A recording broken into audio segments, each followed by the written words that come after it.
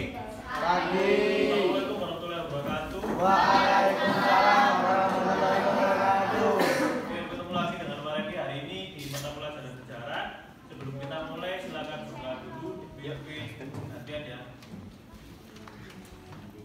Ya, silakan Pak. Kita berdoa menurut keyakinan masing-masing. Kita mulai.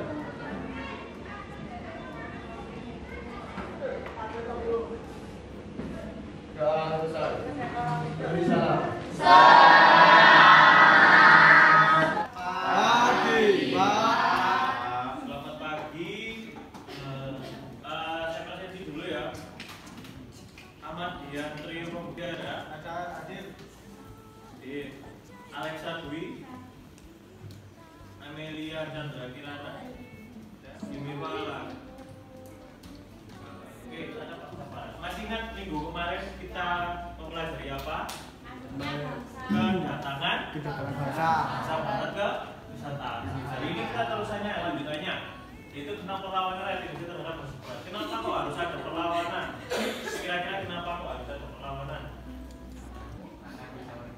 Agar bisa merdeka. Oke, jadi perlawanan ini muncul karena ketidakpuasan ya. Jadi ketidakpuasan pribumi atau bangsa Indonesia terhadap perlakuan dan tindakan yang dilakukan oleh bangsa asing.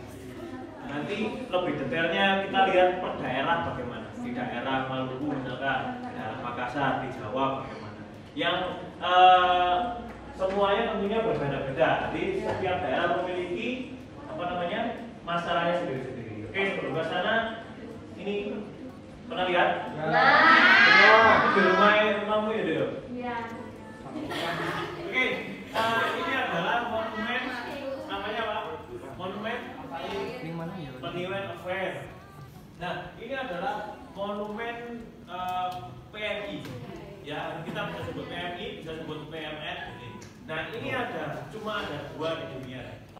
Ya, kita punya satu ada di Desa Peniwen ini, yang satunya lagi ada di Swiss. Kok cuma ada dua, Pak? Ini monumen apa sebenarnya? Kalau kita bicara singkatnya, monumen ini adalah monumen kejadian atau peristiwa yang sangat memprihatinkan. Di mana saat kondisi perang itu kan yang nggak boleh diserang kan jurnalis, ya, medis, ya. Nah, ini terjadi pembantaian atau penyerangan terhadap tim medis. Nah, ini hanya terdokumentasi dua peristiwa di dunia, salah satunya di sini. Oke, jadi monumen ini salah satu bukti bahwa ada perlawanan, ada perang antara bangsa Indonesia atau pribumi melawan Belanda. Waktu itu di monumen ini Belanda. Oke, ini adalah gambar Pangeran Diponegoro. Siapa sih Pangeran Diponegoro? Pangeran Diponegoro ini adalah salah seorang pangeran dari kerajaan Mataram. Di Jawa itu ada yang namanya Perang Diponegoro. Ya, kenapa beliau jadi pahlawan ya? Karena ada perang apa? Perang melawan rakyat Jawa. Waktu itu diwakili Diponegoro melawan Belanda. Kenapa dan apa kejadiannya? Secara singkatnya, ada ketidakpuasan antara Diponegoro terhadap Belanda. Yang salah satunya adalah dulu Belanda dan kerajaan Indonesia itu sangat hormat. Misalkan saya rajanya saya rajanya, Belanda datang. Itu Belandanya cuma duduk di bawah, nggak boleh berdiri atau sejajar seperti itu. Tapi setelah lama-lama akhirnya Belanda meminta sejajar. Jadi Sultan dan Belanda itu duduk sejajar, duduk bersama mereka. Nah, itu yang membuat tidak puas Diponegoro. Terus ada lagi Belanda membuat rel kereta api melewati makamnya leluhurnya Diponegoro. Itu yang membuat Diponegoro. Itu salah satunya. Oke, hari ini kita memahami perlawanan bangsa Indonesia terhadap bangsa Barat yang harus kita laksanakan hari ini seperti itu.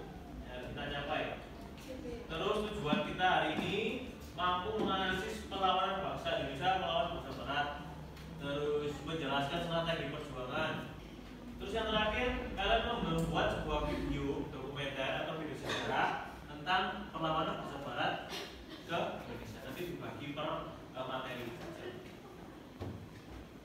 Oke, kita cek sebentar. Kurang lebih videomu nanti seperti ini. Oke, jadi ini contoh video aja. Kalian bisa lihat. Latar belakang perlawanan. 1. Sebab-sebab umumnya. Rakyat menderita akibat pemerasan Belanda dengan menarik pajak. Hanya perlawanan. Oke, itu ya. Jadi kita mau membuat sebuah video seperti ini, kurang lebih seperti ini. Nggak harus sama, nggak harus bagus ini. Oke, kita bentuk kelompok dulu. Saya hitung aja dari belakang ya. Kamu belakang sendiri. Oke, dari kamu muter ke sini, ke sini, ke sini, ke sini, ke sini. Oke, silakan. 1, 2, 3, 4, 5. Gak masuk 2 orang ya. Oke, silakan kalian bisa bergabung dengan kelompok masing-masing. Nanti setelah itu ada yang KPK-nya.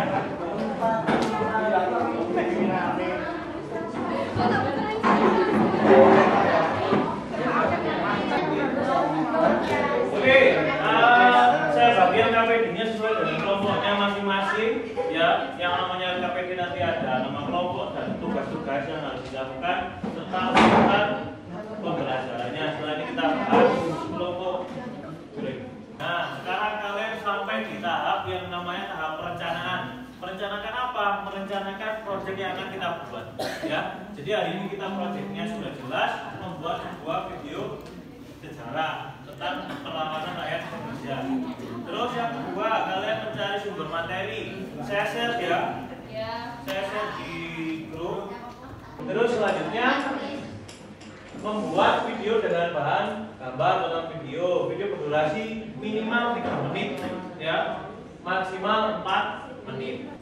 Hasil video nanti diupload di medsos atau kita sepakati bahwa kumpulkan di Instagram. Ya.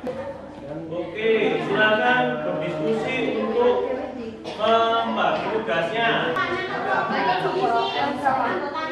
Ya, boleh. Kita sepakati ya, Rek. Kita sepakati dikumpulkan setengah 12 ya. Videonya dikumpulkan, proyeknya harus selesai setengah 12. Oke, silakan bekerja. Ada makna yang kan terungkap tentang perjalanan yang berat untuk kita ukir bersama.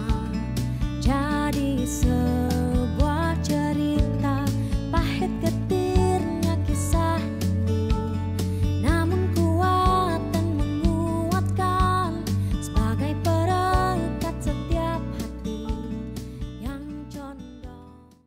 Terima kasih ya, ini kalian sudah melaksanakan tugas dengan baik, jaga tugas, bahkan sudah terkumpul semua tugasnya.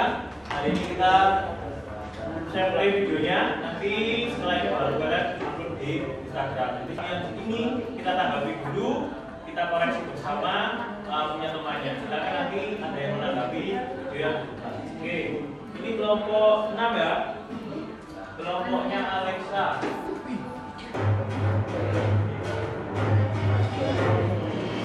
Video dari kelompok 6.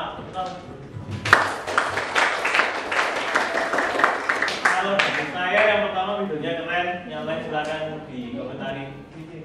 Dan untuk tanggapan dari saya, videonya sudah bagus, penjelasannya mudah dimengerti dan pakai aplikasi apa ngeditnya. Oke, terima kasih dari kelompok 5 dan saya. Oke, ini video dari kelompok 1 ya. Telah didahului pada 26 Maret tahun 1873. Oke. Perkenalkan, nama saya Priscilla Filipina saya absen 22. Videonya bagus, penjelasannya lengkap. Terus kapan perannya terjadi? Tahun berapa? Ya, terima kasih. Silakan boleh dijawab. Saya akan menjawab pertanyaan dari Islam pada tanggal 26 Maret 1873. Ya, kasih. Oke, terima kasih kelompok 1 dan kelompok 2. Kita lanjut ya. Oke, ini video dari kelompok 2. Silakan kelompok 3 untuk bersiap menyimak, kelompok yang lain juga boleh. Ini silakan. Peran Banjar 1859 sampai 1905 yaitu perlawanan terhadap penjajahan. Kolonial Belanda yang terjadi setiap Banjar yang meliputi wilayah.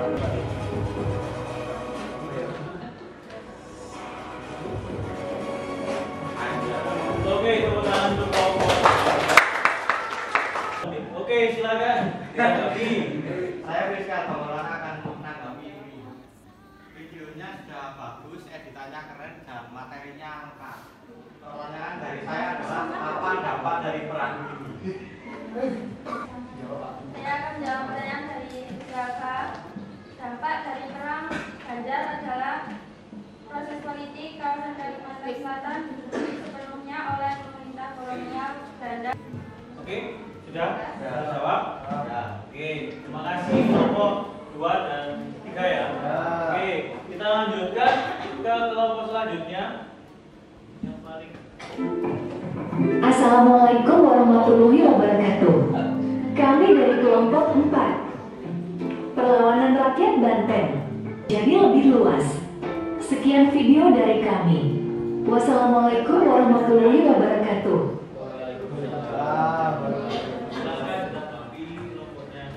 Pokoknya akan menanggapi dari kelompok kita. Videonya bagus, lengkap, yang mata. Pertanyaan saya, siapakah pelopor perang Banten? Untuk perang Banten itu memang dimulai yang menjadi pelopor atau penyebab utama adalah VOC itu sendiri ya. Saya ingin menanggapi dari video Ya. tulisannya. Setelah videonya kalian tampilkan semua, kalian sudah saling mengomentari, komentar yang positif, yang negatif, tidak jadi masalah untuk kita ya. Karena semuanya sama-sama belajar. Bagaimana nanti kita selesai dari pelajaran ini bisa membuat video yang bagus dengan materi yang pas. Tadi saya sudah melihat ada beberapa, bahkan hampir semua materi yang kalian masukkan itu sudah benar. Tinggal sinkronasi antara gambarnya, antara suaranya dan lain sebagainya. Nanti saya cek lagi lebih detail di Instagram yang sudah kalian upload tadi. Nanti komentarnya saya sampaikan. Oh ini kurangnya ini, kurangnya ini, kurangnya ini. Kesimpulan untuk hari ini ya. Sekarang kita menyimpulkan bersama apa sih yang terjadi setelah masuknya bangsa Barat dan terjadinya perlawanan. Yang pertama apa ya? Dari semua kelompok tadi saya lihat di video itu permasalahan yang muncul itu hampir sama. Apa kira-kira? Masalahnya adalah ketidakpuasan dan ketidakcocokan dari pribumi terhadap bangsa Barat. Kenapa nggak cocok? Kira-kira kenapa? Apakah bangsa Barat ini berperilaku baik ataukah buruk? Buruknya seperti apa? Menindas, ya, bisa paksa, terus apalagi untuk perdagangan gimana? Dimonopoli atau tidak? Ya. Dimonopoli itu diapakan? Dikuasai ya? Dikuasai. Intinya bangsa Barat ini datang, mereka ingin mengambil keuntungan sebanyak-banyaknya dari kerajaan-kerajaan yang ada di Nusantara. Benar nggak? Ya.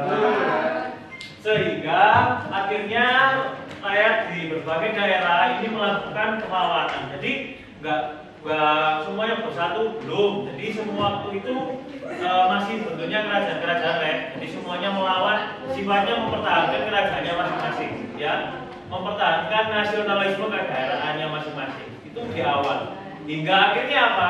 Setelah perang-perang tadi kita bisa lihat adakah kerajaan yang menang kira-kira? Hampir tidak ada ya. Semuanya kalah ya, kecuali kerajaan yang menentukan atau memilih untuk bekerja sama. Ya, kerajaan yang melawan terus akhirnya kalah. Tapi saat kerajaan itu bekerja sama dengan Belanda atau bangsa Eropa, akhirnya mereka tidak dibinasakan, tidak dikalahkan, tapi berjalan beriring. Tapi lama-lama digerogoti, dikuasai dengan cara perundingan-perundingan. Tidak ada perundingan dari bangsa Barat itu yang menguntungkan pribumi, pasti merugikan. Jadi yang bisa kita jadikan pelajaran untuk kita hari ini, yang pertama adalah semangat nasionalisme. Kenapa nasionalisme? Nasionalisme itu macam-macam. Nasionalisme kenegaraan, nasionalisme kebangsaan.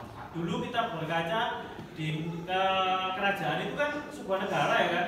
Mereka nasionalisme kuat, tidak mau dikalahkan oleh bangsa Barat. Mereka bersatu padu.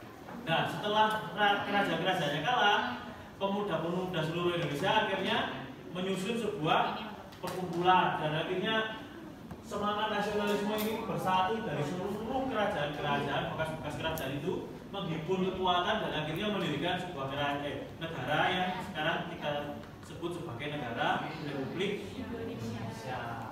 Oke, untuk pelajaran sejarah kita hari ini selesai sampai di sini. Kurang lebihnya mohon. Terima kasih. Assalamualaikum warahmatullahi wabarakatuh.